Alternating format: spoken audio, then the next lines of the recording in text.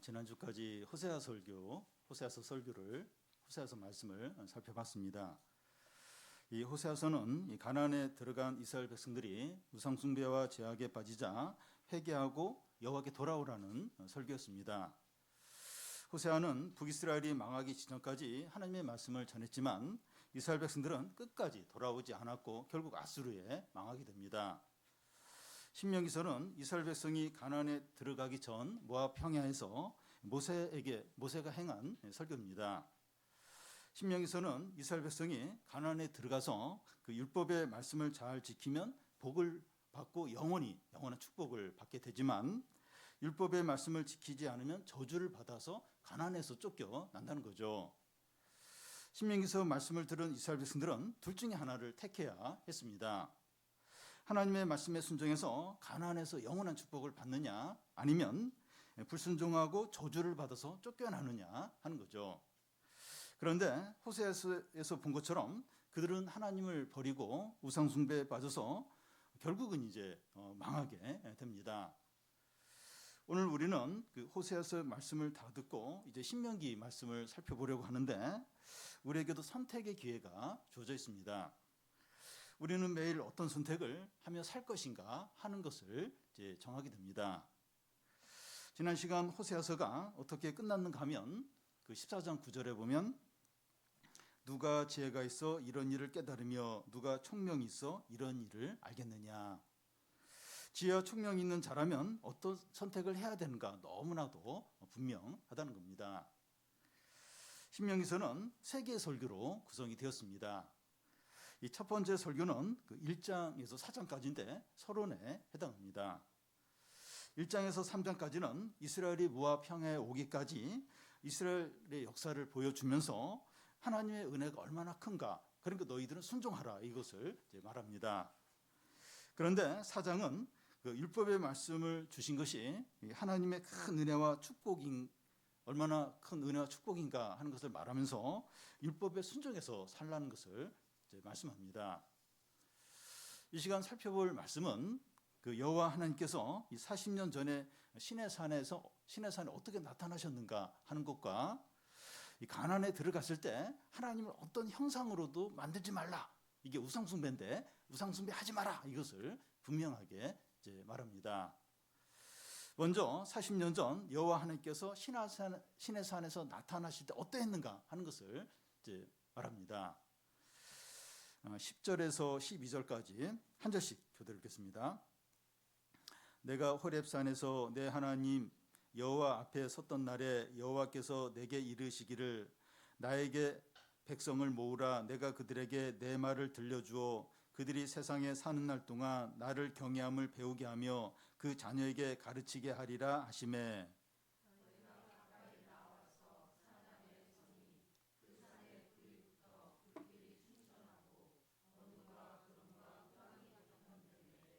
여호와께서 불길 중에서 너희에게 말씀하시되 음성뿐이므로 너희가 그 말소리만 듣고 형상은 보지 못하였느니라. 여기 호렙산은 시내산을 가리킵니다. 40년 전 이스라엘 백성이 시내산에 도착했을 때 하나님은 모세에게 백성들을 다 모으라고 하시는 거예요. 그 이유는 하나님께서 그들 앞에 나타나셔서 말씀을 하실 텐데 그 일로 인하여 백성들이 하나님을 경외하고 그의 자녀들에게 하나님을 이제 가르치도록 하기 위해서라는 겁니다. 하나님이 이제 시내산에서 나타난 목적은 너무나도 분명했습니다. 하나님께서 시내산에 나타나실 때 어땠습니까? 그 산이 불이 붙어서 불길이 가득하고 어둠과 구름과 흑암이 가득했습니다. 높은 산에 어둡고 구름이 이제 가득한 가운데 불길이 치솟는 경우가 언제입니까? 화산 폭발할 때죠. 이 화산 폭발로 용암이 하늘로 치솟고 이 검은 구름이 가득해서 이제 화산재가 날리고, 그러면 이제 산과 이 주변 지역이 완전히 화산재로 덮이게 됩니다. 이런 걸 경험하면 얼마나 무섭고 두려운지 모릅니다. 2000년 전 그 노마 시대의 화산 폭발로 하루아침에 잿더미가 된 이 폼페이의 유적이 이제 지금도 이제 사람들이 이제 관광하면서 보게 되는데 이 화산 폭발의 결과가 얼마나 무서운지 모릅니다. 일본 후지산이 화산 폭발 가능성이 있다는 보도가 계속 나오고 또 시나리오도 이렇게 보여주는데 엄청난 재앙이 될 거라고 말합니다. 만약에 그 화산 폭발이 일어나면 그 화산 폭발이 일어날 그 산으로부터 완전히 반대 방향으로 빨리 도망을 이제 쳐야 됩니다. 하나님은 이제 화산 폭발로 일어나는 것과 같은 아주 두려운 상황에서 이스라엘 백성들에게 나타나셨습니다.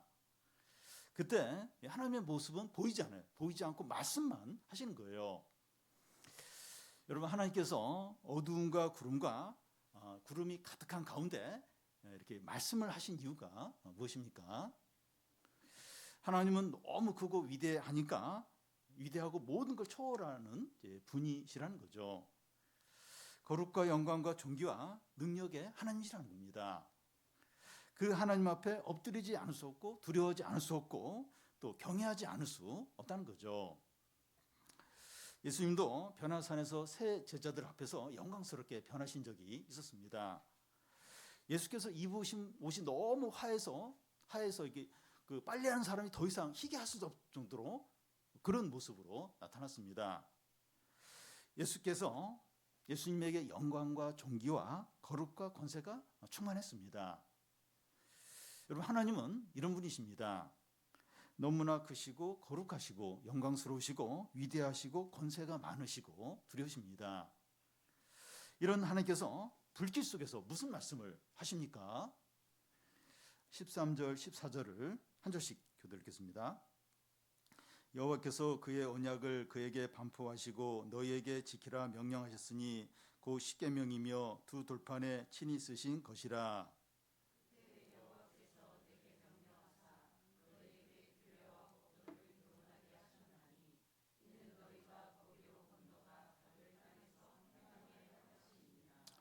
그때 하나님께서 무슨 말씀을 하셨는가 하면 십계명과 여러 말씀을 하셨습니다. 이 말씀들은 그들이 이제 가나안에 들어가서 행하도록 주신 말씀이죠. 왜 하나님은 십계명과 교훈의 말씀을 그 어두운 가운데 불길 속에서 말씀을 하셨습니까? 백성들이 두려움과 경외심으로 그 말씀에 순종하도록 하기 위해서입니다. 사람들은 죄인이기 때문에 좋은 말을 아무리 해도 듣지 않는 경향이 있습니다. 가정이나 학교나 직장에서 힘 있고 권위 있는 사람이 말을 해야 듣지 약하고 낮은 자리에 있는 사람이 말을 하면 안 들어요. 아무리 옳은 말을 해도 안 듣습니다. 그래서 하나님은 자신이 얼마나 강하고 크고 무서운 분인가 그걸 나타내면서 말씀을 하신 겁니다. 하나님의 말씀을 듣지 않으면 큰일 나겠구나 이런 생각을 하도록 이제 불길 가운데 어두운 가운데 이제 말씀을 하신 겁니다. 그래서 이스라엘 백성이 가나안에 들어가서도 이 십계명과 이 교훈의 말씀을 잘 순종하도록 하기 위해서죠. 그래서 그 이스라엘 백성들이 가나안에 들어가서 말씀을 잘 순종하기 위해서 시내산에서 경험한 이 하나님을 기억하는 게 너무나도 중요합니다. 우리는 이제 이런 경험이 없는데 이 하나님이 얼마나 크지, 얼마나 두려운 분이신가 이런 생각을 하면서 이렇게 성경을 읽고 말씀을 듣는 게 이제 필요합니다.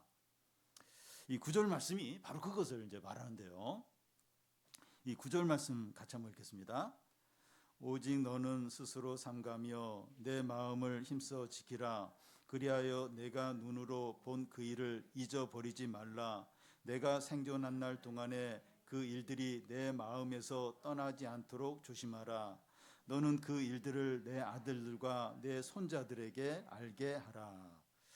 지금 모압 평야에서 모세 설교를 듣고 있는 백성들은 40년 전 시내산에서 하나님이 나타나셨을 때 20세 이하였거나 아직 태어나지 않았던 자들입니다. 그때 태어나지 않았던 자들은 아마 이제 부모로부터 이제 시내산에서 하나님이 이렇게 나타나셨다 하는 얘기를 들었을 겁니다. 그래서 그들은 직접 보았든지 이 부모로부터 들어서 알고 있었든지 중요한 것은 본 것을 이렇게 들었든지 아니면 직접 봤든지 이렇게 직접 봤다는 겁니다. 그래서 알고 있다는 거죠. 이 추측하거나 소문을 들은 것은 사실이 아닐 수 있습니다. 누구한테 들은 거, 소문들 사실이 아닐 수 있습니다. 그런데 눈으로 직접 본 것은 사실이고 직접 본 사람이 전해준 것들은 참된 거죠.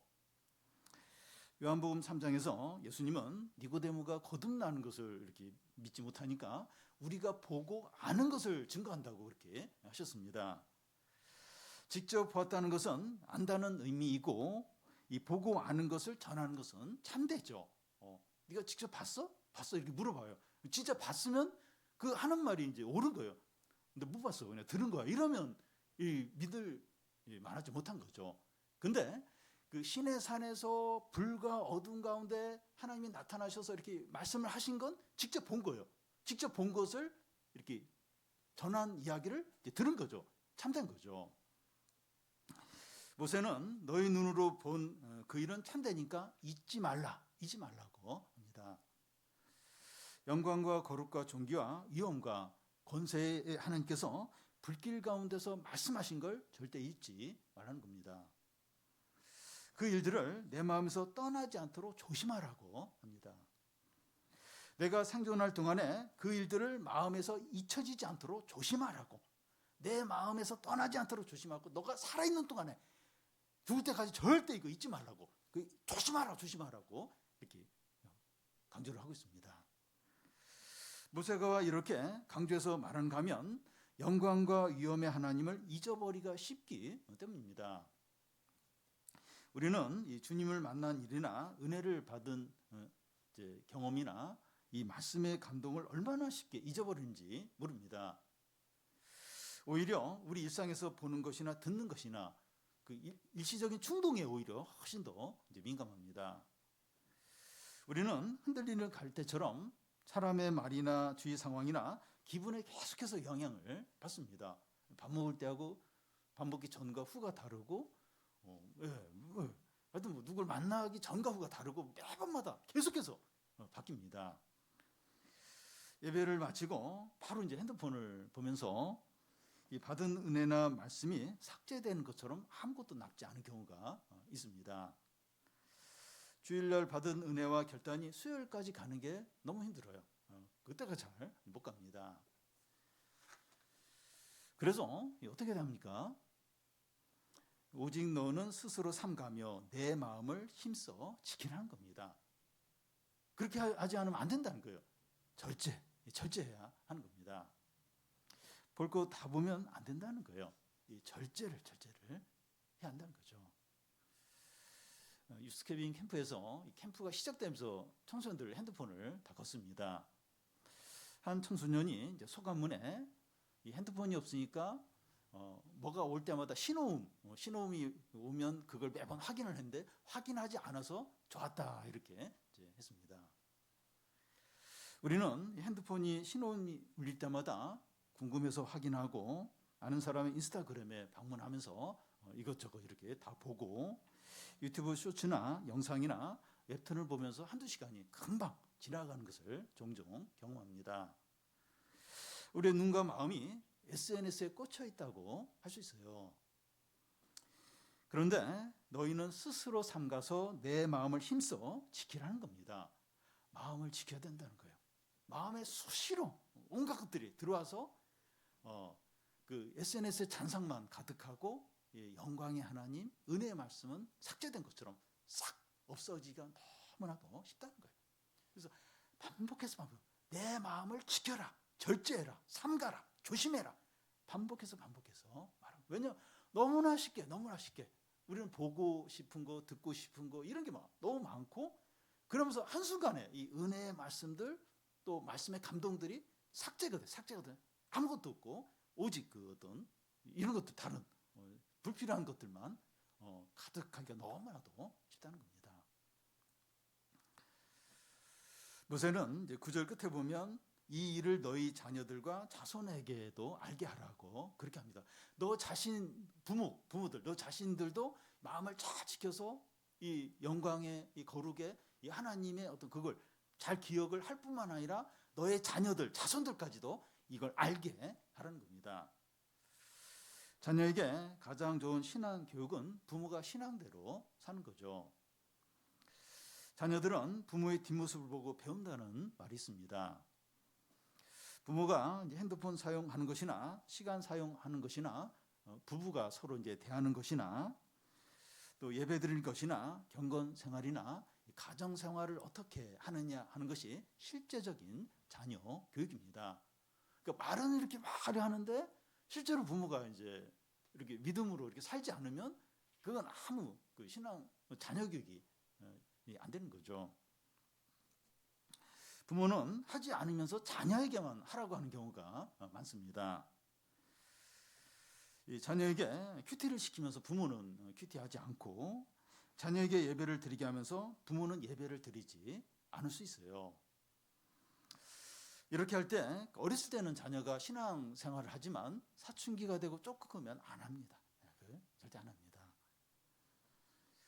그런데 부모는 신앙생활을 잘 하고 있지만 자녀가 사춘기가 되면서 신앙생활을 하지 않으려 할 때가 있습니다. 이 위기죠. 위기입니다.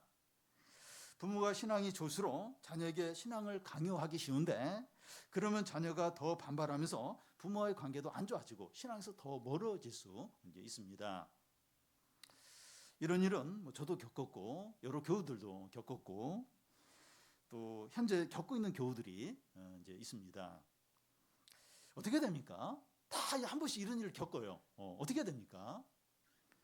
자녀를 미워하면서 내쳐서도 안 되고 포기하고 방치해서도 안 됩니다. 그러기가 쉬워요. 그러기가 자꾸 이렇게 관여하고 이야기하면 자꾸 관계가 안 좋아지니까 얘기해도 안 되니까 그냥 포기하고 방치하기가 쉽습니다. 우리 자녀가 마음을 열고 믿음을 갖게 되는 것은 하나님께 달려 있습니다. 이게 사람이 안 돼요. 이 하나님께 달려 있음을 기억하고 자녀를 사랑하고 인내하면서 기도를 하는 거죠. 저는 우리 교우 중에 한 분 지금 자녀 때문에 이렇게 지금 너무 이렇게 신앙생활 안 하는 자녀 때문에 힘들어하는 교우와 가끔씩 통화하면서 잘해주라고 사랑해주고 그리고 포기하지 말고 계속 기도하라고 그렇게 이제 권면을 하는데요. 기도하면서 인내하면서 사랑하면서 그렇게 이제 해야 됩니다. 그런데 제일 큰 문제는 부모가 자녀의 이 신앙을 중요하게 여기지 않는 게 가장 큰 문제입니다. 학교 성적이나 취업이나 건강하게 잘 지내는 데만 관심을 갖는 거예요. 그것만 관심을 중요하게 여기는 겁니다. 부모는 천국에 가더라도 자녀는 영원한 지옥에 가도 괜찮다는 것인데 가장 악한 부모이고 자녀를 가장 미워하는 부모가 되는 겁니다. 자녀가 지옥에 가면서 부모에게 자기는 천국에 가면서 자기는 신앙지교 가면서 나는 지옥에 가도록 그냥 놔뒀다면서 그 부모를 저주하면서 지옥에 갈 것입니다. 자녀가 독립해서 떠나면 기회가 없지만 아직 같이 살고 있다면 부모가 알고 믿고 있는 하나님을 자녀에게 가르쳐줘야 됩니다. 그러니까 이게 쉽지가 않아요. 왜냐하면 자꾸 반발하니까 관계가 안 좋아지니까.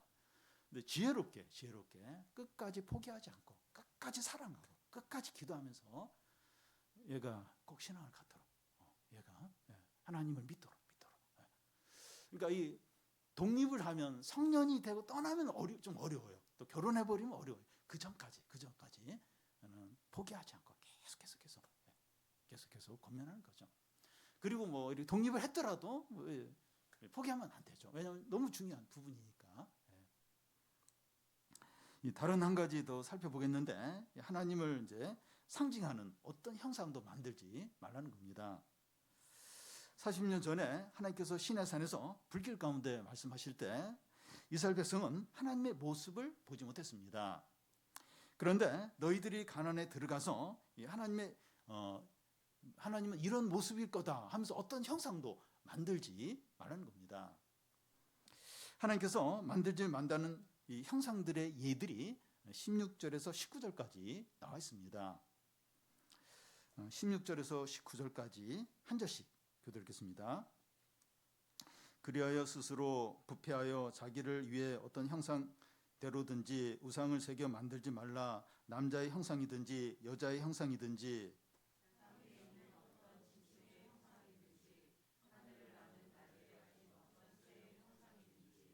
땅 위에 기는 어떤 곤충의 형상이든지 땅 아래 물속에 있는 어떤 어족의 형상이든지 만들지 말라.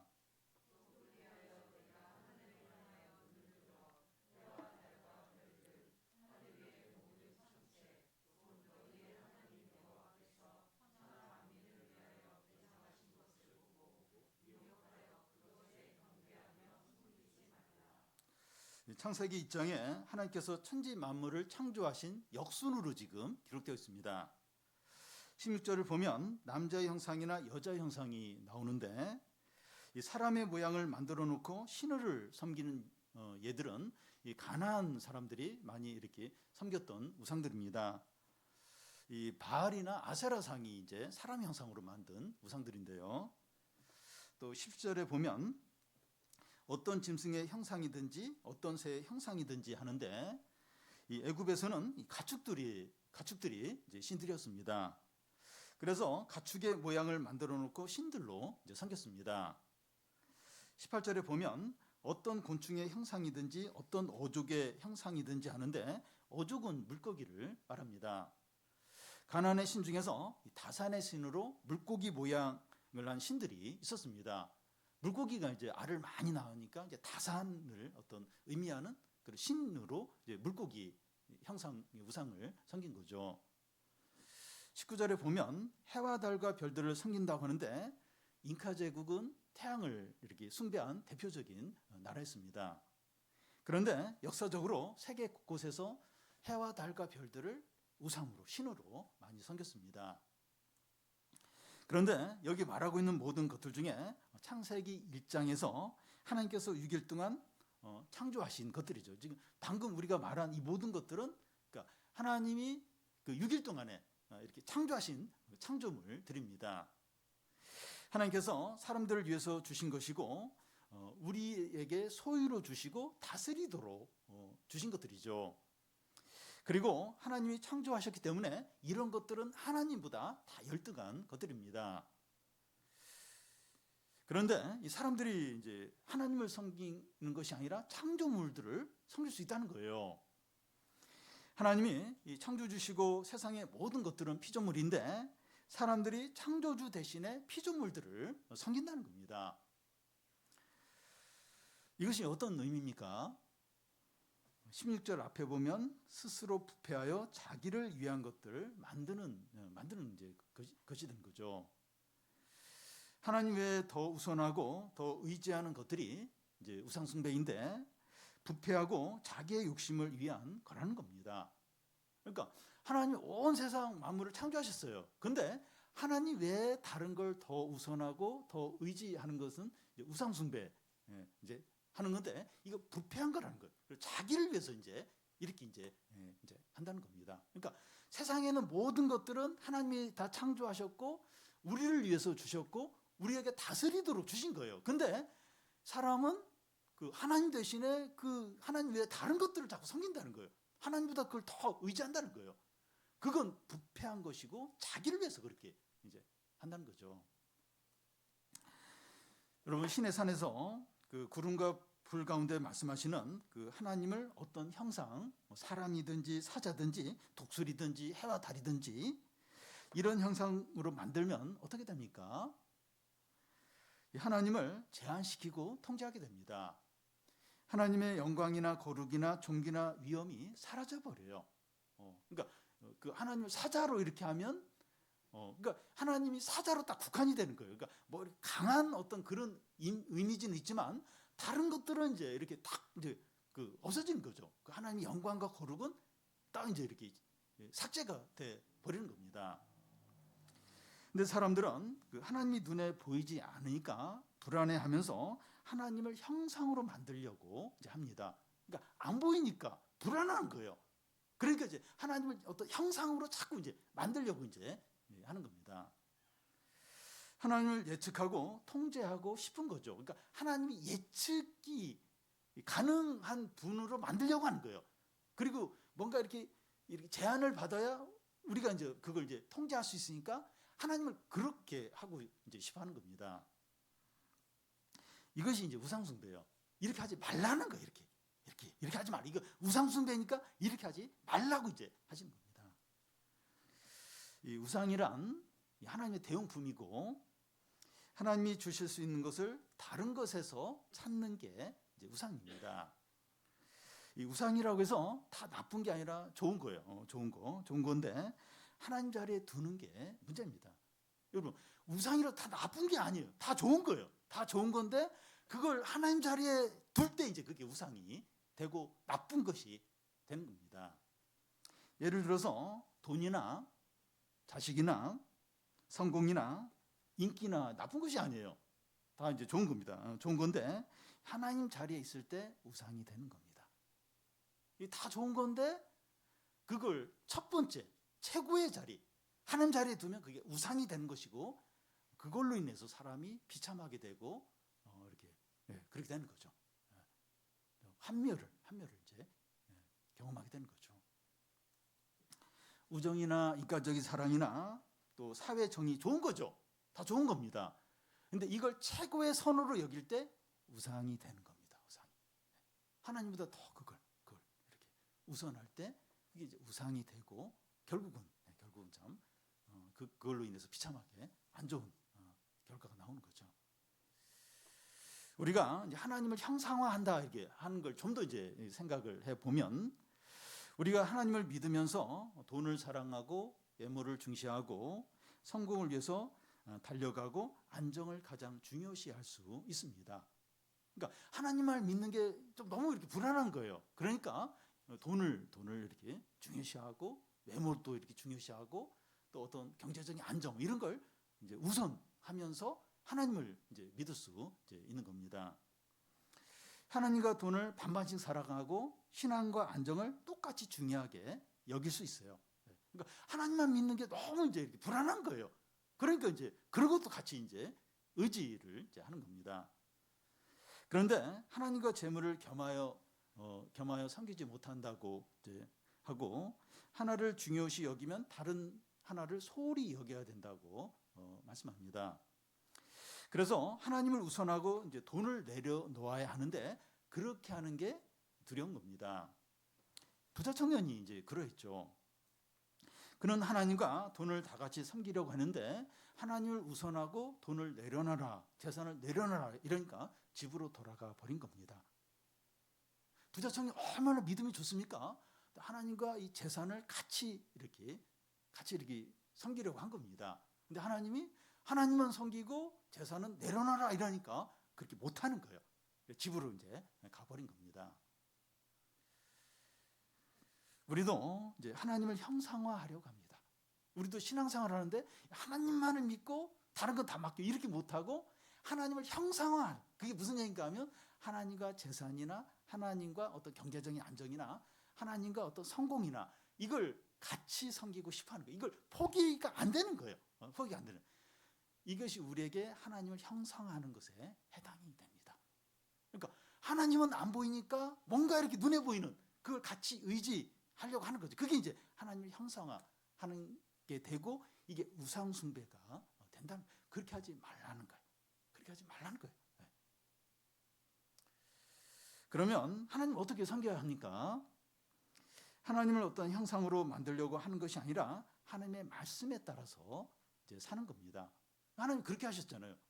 불과 어떤 어두운 가운데서 막 구름 가운데 나타나셨는데 내 모습이 이렇다. 이 형상은 안 보여주고 말씀만 하셨잖아요. 그러니까 하나님은 말씀으로만 이렇게 섬기는 겁니다. 하나님의 말씀이 하나님이 어떤 분인가 하는 것을 분명하게 보여줍니다. 하나님의 말씀이 하나님의 영광과 인자와 은혜와 지혜와 사랑과 권세와 거룩과 능력이 얼마나 크고 무한한지 보여줍니다. 하나님의 말씀을 이렇게 읽거나 들으면 하나님의 영광과 하나님의 거룩과 하나님의 능력과 하나님의 지혜가 어떠한가 얼마나 대단한가 하는 것을 보여주죠. 그 말씀에 따라서 하나님을 예배하고 섬기고 순종하는 겁니다. 그러니까 말씀만으로 충분해요. 이 말씀을 통해서 얼마든지 하나님을 예배하고 섬기고 순종할 수 있다는 겁니다. 오늘 우리들도 하나님의 모습을 볼 수 없고 하나님의 말씀만 듣습니다. 여러분 이렇게 막 예배 드릴 때마다 막 천둥이 치고 막 불이 막 일어나고 막 이런 가운데 막 땅이 흔들리고 이런 가운데 말씀을 들으면 너무 두려울 거예요. 교회 오는 게 너무나도 힘들 겁니다. 근데 그렇지가 않아요. 이렇게 연약한 형제가 이렇게 하고 또 어떤 때는 막 졸리고 좀 편하니까 이게 줄 수 있는 거죠. 참 이렇게 편안한 가운데 우리와 같은 어떤 형제를 통해서 이렇게 말씀을 듣는다는 게 이게 감사한 일입니다. 이게 축복인 거죠. 그런데 이 말씀만으로도 하나님이 어떤 분인가 알 수 있고 예배할 수 있고 순종할 수 있다는 겁니다. 그러니까 사실 좀 답답해요. 뭔가 이렇게 이렇게 기도하면 바로 현금이 주어지고 힘 있는 사람이 와서 막 문제를 해결해주고 이렇게 내가 고민하는 문제 상담가가 와서 변호사가 왔든지 누가 와서 이렇게 다 상담해서 해결해주고 그러면 좋은데 눈에 안 보이잖아요. 그래서 이게 답답해요. 하나님 말씀만 이렇게 듣는 게 답답한데 이 말씀으로 이렇게 하나님을 섬기고 예배하고 그 말씀대로 사는 이게 엄청난 복이라는 거예요. 이게 진짜 좋은 거라는 겁니다. 하나님을 형상으로 만들려고 하지 말고 다른 어떤 것도 하나님 자리에 두지 말라는 거예요. 자꾸 이렇게 불안해. 이 하나님만으로는 안 되고 말씀만 안 되고 뭔가 좀 있어야 되고 그걸 막 만들려고 하고 의지하려고 그렇게 하지 말라는 거예요. 그렇게 하죠. 그리고 하나님 자리에 다른 거 절대로 그게 뭐가 됐든지 자리에 두지 말라는 거예요. 이건 우상숭배라는 우상숭배하지 말라는 겁니다. 말씀을 통해서 하나님을 예배하고 사랑하고 의지하고 순종하시기 바랍니다. 이스라엘 백성이 하나님을 어떤 형상으로 만들거나 우상에 빠지면 안 되고 하나님만을 섬기고 사랑해야 되는 이유가 무엇입니까? 20절, 21절을 한 절씩 교독 읽겠습니다. 여호와께서 너희를 택하시고 너희를 새 풀무불 곧 애굽에서 인도하여 내사 자기의 기업의 백성을 삼으신 것이 오늘과 같아도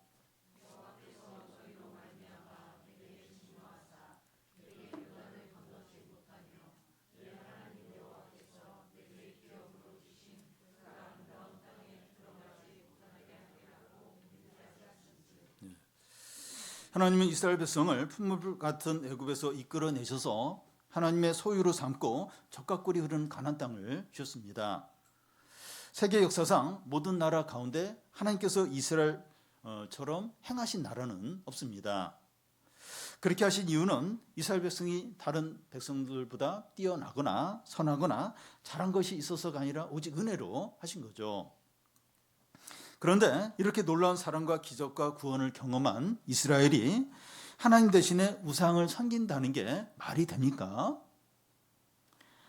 집에 기르는 강아지들도 주인이 잘해주면 주인을 잘 따르고 소나 돼지들도 자기에게 먹을 것을 주는 주인을 알아봅니다. 그런데 수없이 많은 기적과 은혜와 사랑과 구원을 경험한 이스라엘이 하나님을 버리고 우상을 섬기는 것이 가능합니까? 개 돼지보다도 못한 거죠. 신약 시대를 사는 우리에게도 한번 적용을 해보면 우리를 창세전에 선택하시고 우리는 이제 예수님 믿으면서 그걸 알아요. 창세전에 우리를 선택하시고 우리 죄를 위해서 예수 그리스도가 십자가에 죽으시고 부활하시고 성령을 주셔서 거듭나게 하시고 하나님의 자녀가 되게 하셨습니다. 우리가 그걸 믿어요. 그걸 알고 있습니다. 우리에게 선한 것이나 뛰어난 것이나 특별한 것이 있어서가 아니라 은혜로 이제 이 모든 것을 우리에게 주셨습니다. 그런데 우리가 하나님과 예수 그리스도보다 다른 것들, SNS나 돈이나 사람들의 인정이나 안정이나 외모를 더 사랑하고 더 우선하고 더 의지하는 게 말이 됩니까? 그러니까 이스라엘 백성들이 그렇게 한 건 개 돼지보다도 못하다고 우리가 그렇게 생각하는데 우리는 더 하나님의 아들이 우리 죄를 위해서 죽으셨어요. 엄청난 사랑을 우리에게 베풀어 주셨는데 근데 우리가 다른 것을 더 사랑하는 게 말이 되느냐 하는 겁니다. 진리이고 지극히 크고 영원한 분이 누굽니까? 누가 우리를 위해서 죽었습니까? 하나님은 어떤 분이십니까? 24절을 같이 한번 읽겠습니다. 내 하나님 여호와는 소멸하는 불이시요 질투하시는 하나님이시니라. 이 소멸하는 불이라는 것은 삼키는 불을 가리킵니다. 이 불은 태양열보다도 더 뜨겁고 용암보다도 더 강합니다. 그런데 이 불이 유익한 에너지가 되어서 우리에게 엄청난 유익을 줄 수도 있고 우리를 대적하여 멸하실 수도 있다는 겁니다. 우리가 하나님 대신에 다른 그 우상을 섬기면 이 불이 우리를 삼킨다는 거예요.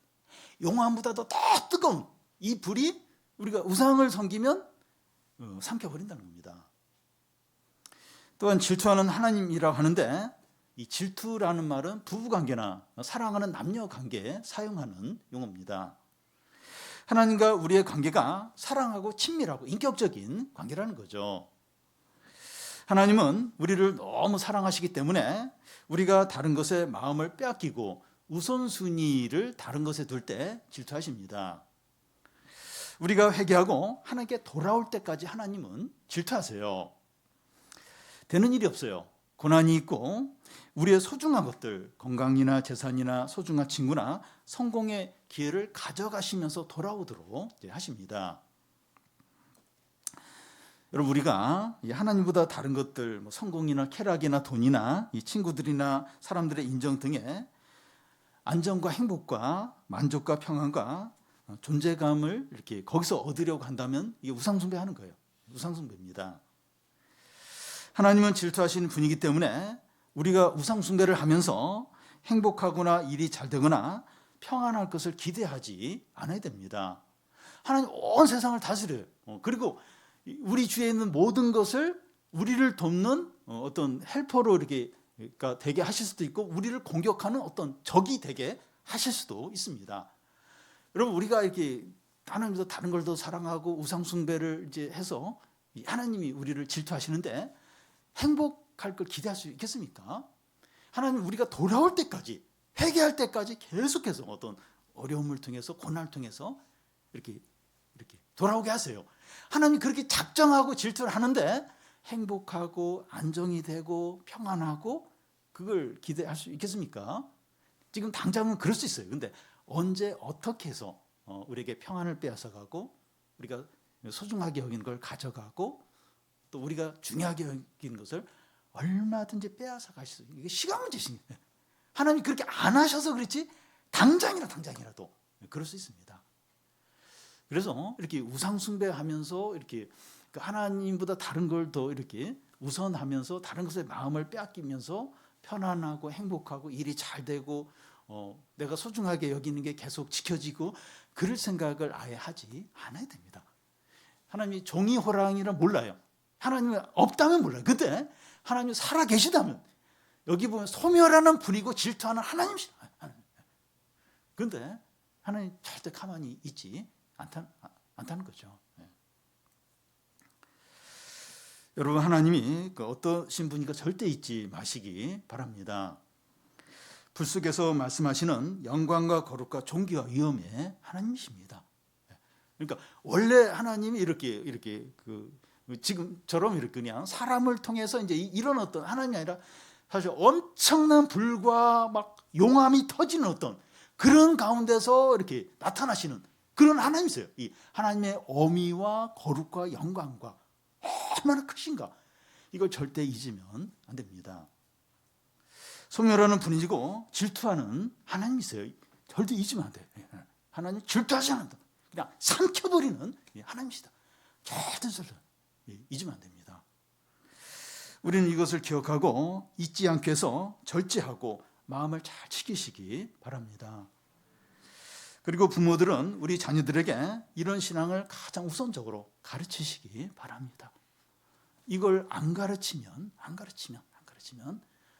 그 자녀가 제일 비참한 이제 그런 어떤 그런 이제 존재가 될 수 있는 겁니다.